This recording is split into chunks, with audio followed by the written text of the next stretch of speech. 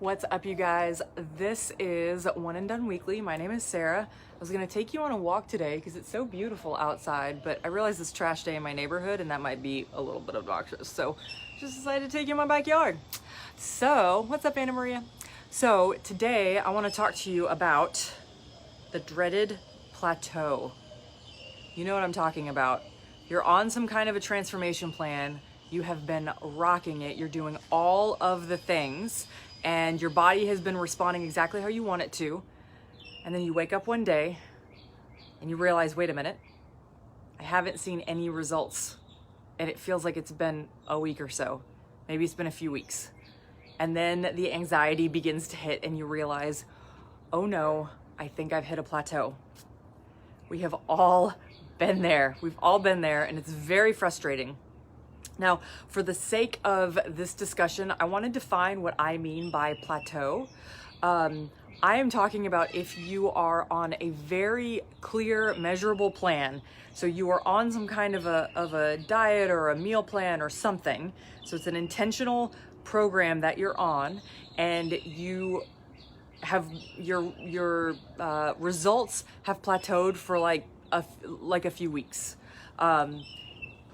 If you are experiencing a plateau that's like, oh, I've been on a plateau for the last year or two, I'm gonna say that's something different than this. I would say that probably has more to do with being on, finding a sustainable plan, that kind of a thing. But for the sake of the discussion today, we're talking about a plateau that's hit for like a few weeks and you're freaked out about it. So this is a very frustrating thing. If you've ever been on one, it sucks, right? It sucks. What I began to discover as in my own transformation is that, and also based on the people I've coached through their own transformation, I discovered that the number one indicator of success, if somebody is trying to transform their body, is a phrase I kind of borrowed from weightlifting, which is time under tension. So if you're familiar with weightlifting, you know that means, you can't walk into a weight room and do one bicep curl and expect your bicep to be like, whoa, it's popping now, right? Your body, and this is just an evolutionary thing. If you want your body to physically change, you have to challenge it and leave it in that challenged state for long enough that it forces it to adapt, right? That's why I also think of it very much so like the crucible.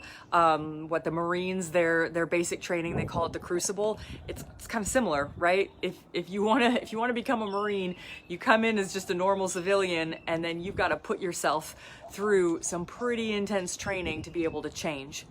We also see this just in nature, right? Like an actual physical transformation in nature, for example, would be a caterpillar turning into a butterfly. That's not something where the caterpillar's just like, doo-ba-doo-ba-doo, snap fingers, I'm a butterfly now, right? It has to go through all of this stuff, and I won't get into the weeds on this one, to be able to become that butterfly. And it's the same thing with weight loss. And so the clients that are the most successful are the ones who stick to it, right? They don't give up when it becomes difficult. Ironically, the plateau is a place where a lot of people give up, but it's actually, I don't think, the most challenging part of a challenge. The most challenging part of a transformation. To me, the hardest part is at the beginning, where you're having to make these huge, massive adjustments to what you've been doing before. Whereas the plateau, a lot of times you're doing it and you're just kind of like, well, I'll just give up. And so it's that person who can stick through it, and they discover that the reward at the end of powering through that plateau is you have a full transformation, not only in your body, but also in your mind. And that's the difference between a person who's on a diet trying to lose weight, that's kind of feels like a temporary thing, and a person who they're living a lifestyle. They're just living a healthy lifestyle. That's the person, that reward is the person that it doesn't matter where they are in life. Maybe they break their leg and they can't train, or they can't, do all the healthy physical things, but they still know that doing things like eating a healthy diet, prioritizing, hydration and things like that, they know that that's going to support them, whether they're training for an Ironman or simply trying to get through a hospital stay.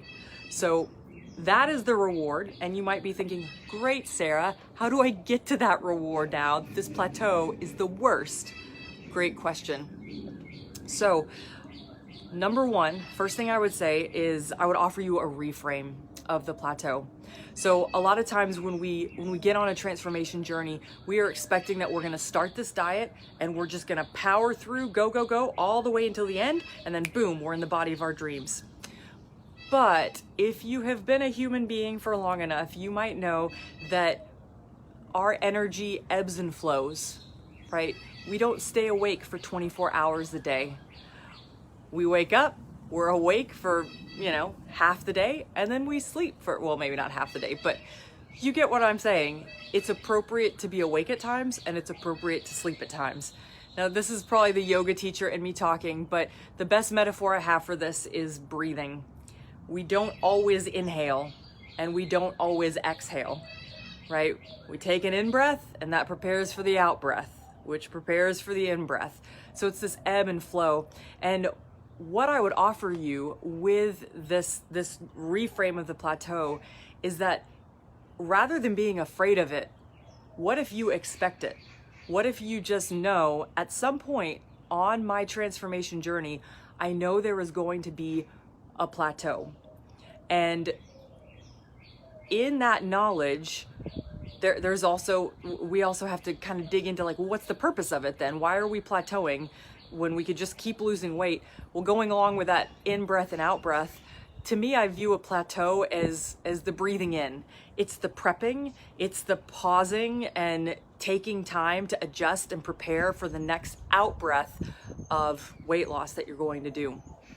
And so when you look at it that way, it's not like it's just this time that's lost or, oh, I just got to power through this. I mean, you can look at it that way.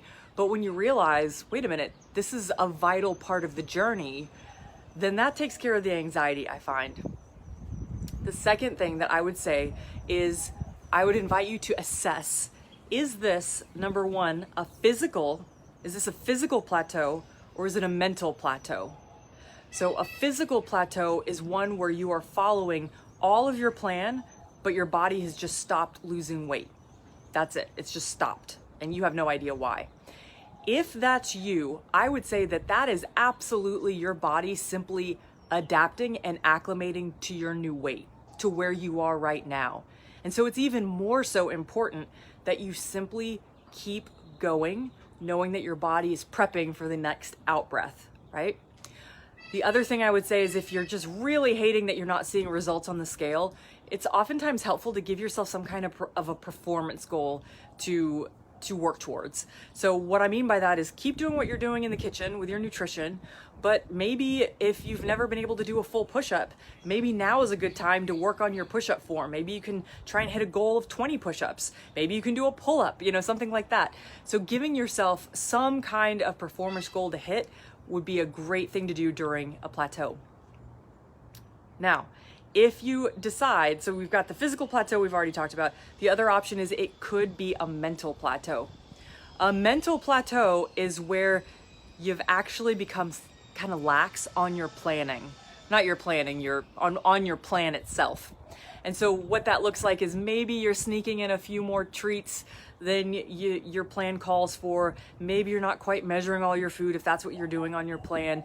And so as a result, it's not that your body just quit losing weight, it's that you've taken your body out of the crucible, right? By giving yourself those little treats and breaks and not following your plan. Now, if that's the case, that is also okay. I just want to tell you that is completely normal. People do that. It's not a bad thing. You're not bad if you've become lax. Usually what I find is if you're dealing with a mental plateau, it's either because you've become bored, perhaps you become a little, I don't want to say complacent in a really negative way, but especially if you've lost a lot of weight and you are feeling way better than you were before, maybe there's that part of you that's lost your drive. You don't have that fire anymore because you're like, well, I'm already feeling so much better than I was feeling before. Another option is you might just be bored, right? Did I already say that? bored, oh, or burned out. So bored or burned out. Those are kind of the options that I would say there. So a mental plateau is probably due from being bored or burned out. And if that's you, I would say a reassessment is in order. So it might be good to first of all ask yourself, am I happy where I am and do I want to stay here? Or is there another goal that's important to me? This is completely personal to you. So this is all assuming that you're still within a healthy weight. You're not trying to get down to some crazy unhealthy weight. But you just have to assess and be honest with yourself. If you're truly happy at where you are now, then maybe you just bring yourself to maintenance there and you hang out there for a while. If you know, like, no, I know I've got these other goals I want to hit, no sweat. What I recommend to my clients, what I would recommend to you is keep yourself in the crucible, but turn down the heat a little bit. And so what I mean by that is give yourself a very clear, like 2-week break. When I say break, I don't mean, all right, just free for all, eat whatever you want, go back to how you were eating before. Don't do that. I just mean maybe adjust your requirements for 2 weeks to give yourself a break. So then that way, this is a very mindful and intentional break so that you have space for having those extra treats, or maybe, because I know on my own transformation, when I was at really intense phases, I tended to eat the same thing a lot, and being able to loosen up gave me opportunities to widen the variety of what I was eating. So that it could be that kind of break would be in order for you and would be very helpful to then again prep you for the next out breath of weight loss. So those are my recommendations for if you are struggling with a plateau right now. If you are and this resonates with you, definitely comment below. Let me know what your thoughts are. Or if you're having struggle with your own plateau, feel free to reach out. I love to help people with this. This is one of the reasons our one and done weight loss program is a full year long, is because we don't just want to give people like a 6-week plan because they might not even get to the plateau at that point. We want to make sure that our clients, we want to make sure they hit that plateau at some point and then they keep working their way through it, because that's where the magic happens. So hope this was helpful. You guys have a wonderful day and we'll talk to you soon. Bye now.